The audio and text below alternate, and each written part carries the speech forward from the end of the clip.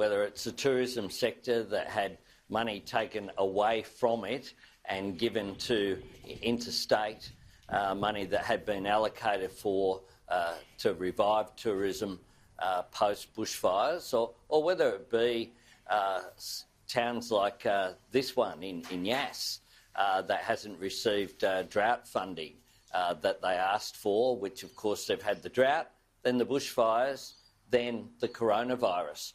Or whether it be we're with Ian, an orchardist in Batlow yesterday. They're really struggling. He's lost 20% of his trees.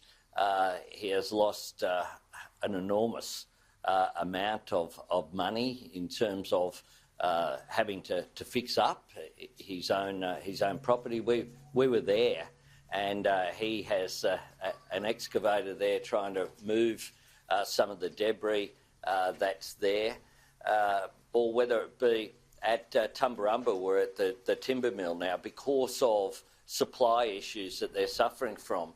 They're going to have to get logs from much further away, and they're after some support in the form of freight subsidies if they're going to be able to keep the mill running. They employ 230 people alone.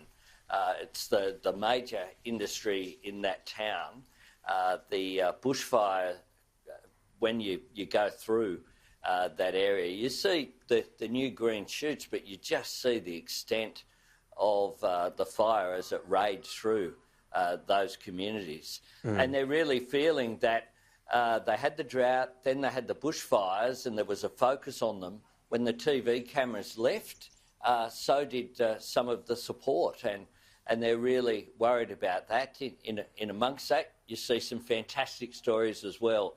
We were in Adelong, where volunteers are out there rebuilding fences, and quite an extraordinary program. We met a couple who are from near Nambour in Queensland who spent 3 months there.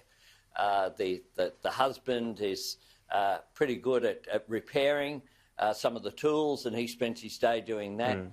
And his wife spends time cooking for people. So you see the resilience in the communities. There's a great sense of determination to come through this crisis, but there also is a feeling that they have been forgotten and that they need more support at this time. I guess as the COVID-19 situation improves, we can hope that more volunteers can get back out there. A lot of different charities involved to try to help people rebuild. I want to ask you about the COVID-19 inquiry. The Australian government managed to get support for this. And I just want to take you to the comments from the Shadow Minister Penny Wong just after the calls came from Scott Morrison and Maurice Payne. She said, if the PM is serious about this, he's going to work a lot to get international agreement. It means not just talking to our friends like the US, but also doing the hard yards. They've done that and it worked. So do they get credit from Labor now? Well, look, we supported it on day one, Tom, so I'm not sure what the point is. We supported it. We supported it consistently. In the end, this was a European Union resolution. It's a good thing, and it was always going to happen, I think. The idea, one of the things that I've said is that when we have a single death in Australia that's unexplained, we have a coronial inquiry. We have here more than 300,000 deaths up to now. There's nothing remarkable about investigating this virus and where it came from, what the circumstances are, so that we can learn from it. Perhaps nothing remarkable. It wasn't necessarily a fait accompli from Penny Wong's words that there was hard work to get there. But let me take you to these comments as well. That's on not right. The That's China not right. tariffs. Penny Wong supported it on day one. No, I'm not saying she didn't support it. I'm just saying when you said this was always going to happen, she said this is going to take a lot of work to get international agreement. But I want to take you to the comments from But of course, Tim Pallas work on words do need to happen, and that happened, and the world worked towards it, and it's a very good outcome which Labor welcomes. All right, so the outcome has happened, but a lot of commentary about the China tariffs since and who's to blame for them. The Victorian Treasurer Tim Pallas says this was because of the way the federal government has conducted themselves he was talking about China being vilified. Do you agree? Look, I'm not a commentator, Tom. It's my job to represent the Australian national interest. I have no disagreement with the way that the Australian government has acted. So that means you don't agree with Tim Pallas then? So you don't think there's been vilification of China, just to clarify? I'm commenting on the Australian government's position, whereby the coalition and Labor have been at one. We have had the same position on these matters. And where to from here? Concerning reports out of Bloomberg that there might be a tariff hit list being drawn up by China, whether it's tariffs or the other sort of methods of extra checking of things such as wine, dairy, whatever it might be. What should the Australian government's reaction be to that prospect? Well, we clearly need not just to engage with China, we need to engage with the United States as well, given the reports that are there about the deal between the US and China, and the example whereby it may well be that the US is stepping in to fill the gap that will be created by the imposition of tariffs on Australian barley. We need to operate our trade system on the basis of laws that apply to everyone, which is why we've also supported the Australian government taking China over this issue to the WTO. Australia doesn't subsidise our barley, and we need to support our farmers. Clearly, we need to look at diversifying markets as well, as much as possible. But there is no reason why hard-working Australian farmers should suffer during this period as a result of a decision by the Chinese government. So just on the trade deal with the US and China, should it be Australia reaching out to the US as well and saying, hey, make sure you don't do deals that make us worse off? Well, clearly we should. We are good friends with the United States, and clearly the government should be in a position to pick up the phone and to at least explore what the facts are here about the US-China deal and on agriculture, and whether it has any implications for Australia.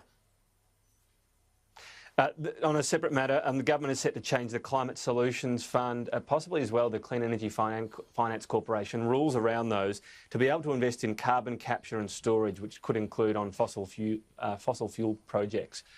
What's your view on that? Well, Angus Taylor, I'll wait for the next policy that'll be around in a few weeks' time.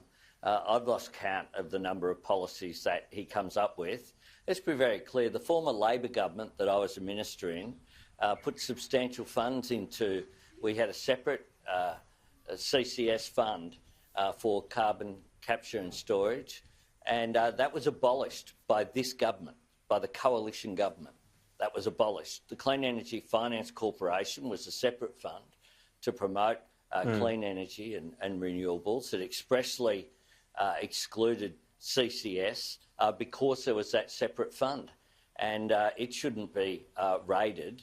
The Clean Energy Finance Corporation has a charter. It's been very effective.